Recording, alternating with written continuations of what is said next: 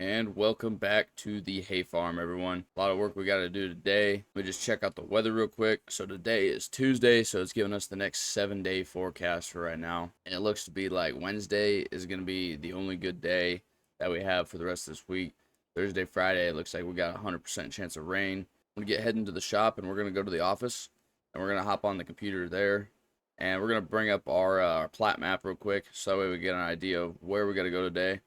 I do still get calls from people requesting to do custom work, stuff like that, because I mean, I only got these couple of fields, and I've only gotten one cutting of hay out of them, alfalfa, and it's not really like holding up to what it needs to be. But I still do the custom work for everyone, and that's just to make sure that I get like extra money, so I have enough to pay for the bills here. But if we go ahead and hop on here and load up our screen here real quick. All right, so as you can see, we got fields 44 and 43 right here are ready to go for harvest. And if you could look by where we are located right here, we own plot 103, 99, and 98, as well as 104. But we are not too far from where this guy's at. So I'm thinking we could get everything all loaded up on our trailer. I gotta get heading into town and go pick up some stuff from the dealership. I think we'll be able to do this. If you enjoy this content, please be sure to smash that like button. Don't forget to subscribe to Midwest Ag for more, as we are on our way to reaching 10,000 public subscribers by the end of 2024. Alright, so the last time we were here at the farm store, I ended up buying a telehandler, and today I'm looking for Arnie. I don't remember exactly which office is his. He said he was around here somewhere, at least. He told me that there's something I couldn't live without that was around here, but I'm gonna go check out front and see if he's out there real quick. Alright, thank you guys. Yeah, y'all take care. Thanks for helping me getting this thing all loaded up. Walk by questionable loading decisions. Get in the truck. Don't look back, because that's the worst thing I could possibly do. Alright, well, if you couldn't tell already, I had bought that MacDon swather that we were looking at the last time we were down here when we went and bought that telehandler.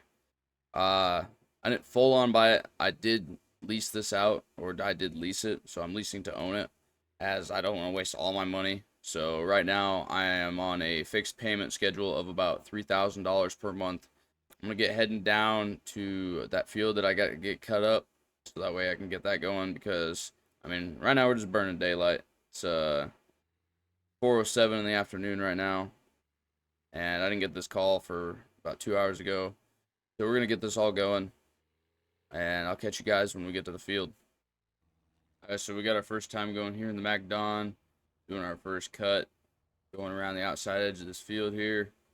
We are only cutting at about 10-ish foot per pass, maybe 9 foot per pass.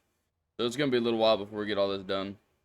But I'm going to say I'm extremely thankful for this MacDon, because it does speed the process up just a little bit.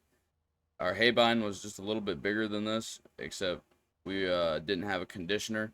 It also speeds up the process on getting bales out. I mean, just like that. I mean, after a couple minutes of talking, just like that, we're already done with our first pass. But we're going to keep on rolling on this out and see how much we can get done. We'll have to eventually head back to the shop, to the farm, and go grab the 4840 as well as the veneer baler. But I'm not too worried about that. I mean, I'm just going to turn on some good tunes. I'm just going to keep on going with this.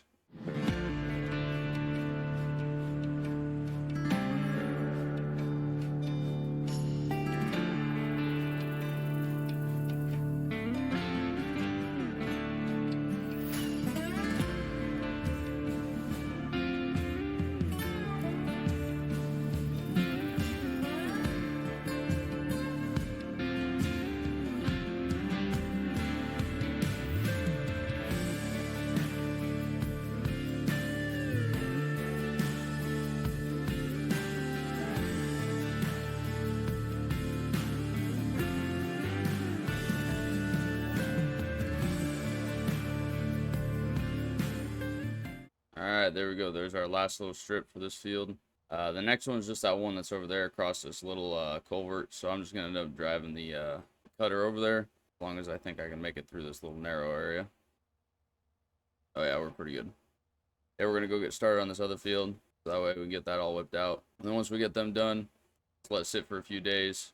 Well, my shortcut did not actually end up being a shortcut, and I had to go all the way around because this all these trees over here are all connected. There's no way, no path through. So I ended up having to go back all the way out to the main road and then drive down to this little farmstead over here.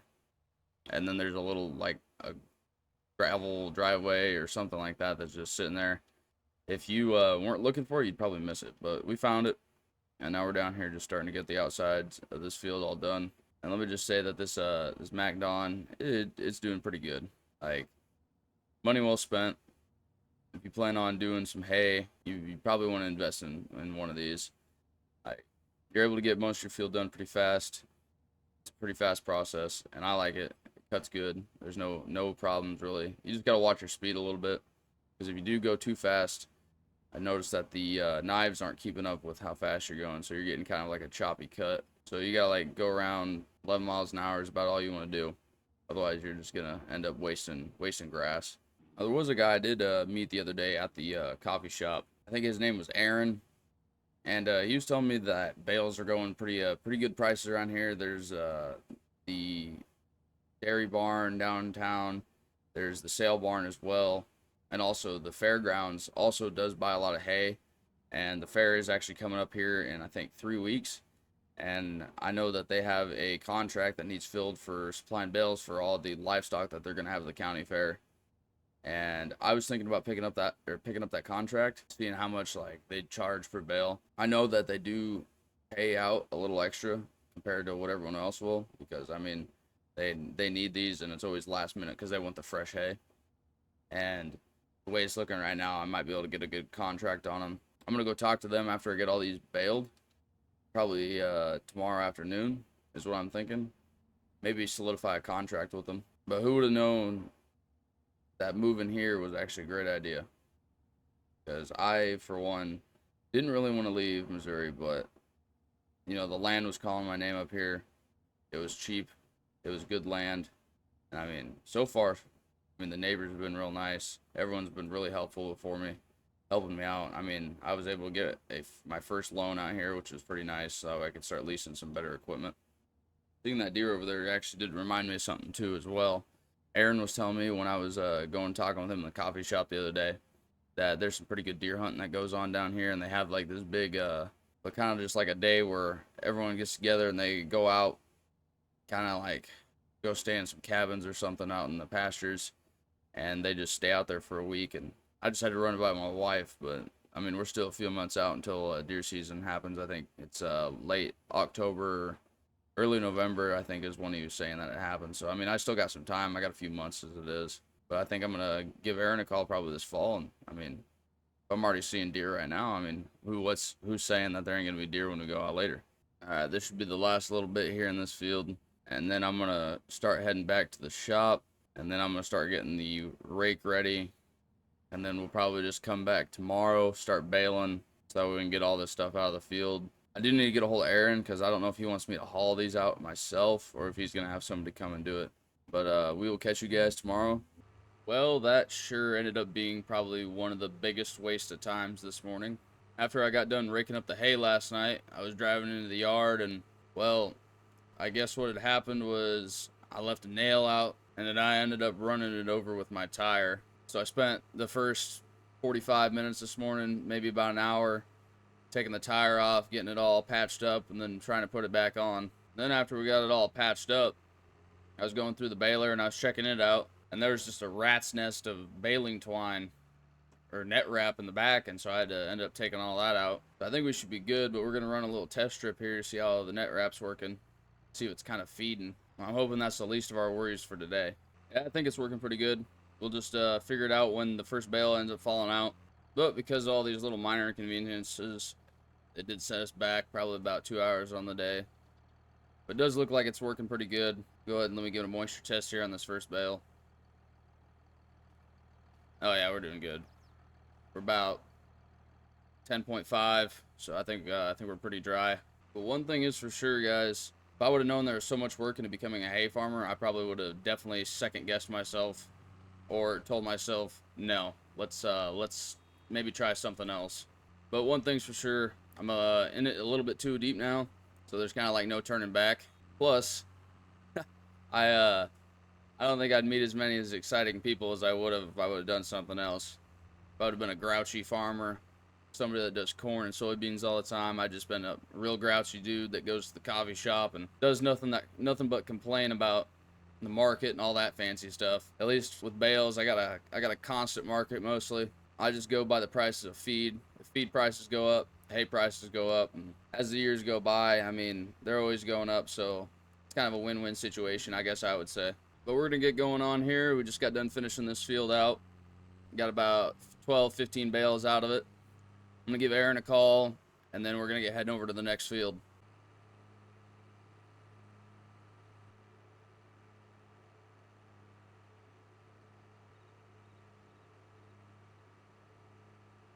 I ended up getting off the phone with Aaron on the way over here, and he was telling me that we got the contract with the fair committee or the fair board, and he said that I don't have to worry about getting the bales out of here. He said I might have to help stack them up and maybe help get them loaded. And I told him, well, that's no big deal. I kind of want to get and test out my new telehandler that I bought. And he's like, well, if you want to test it out, sure might as well can.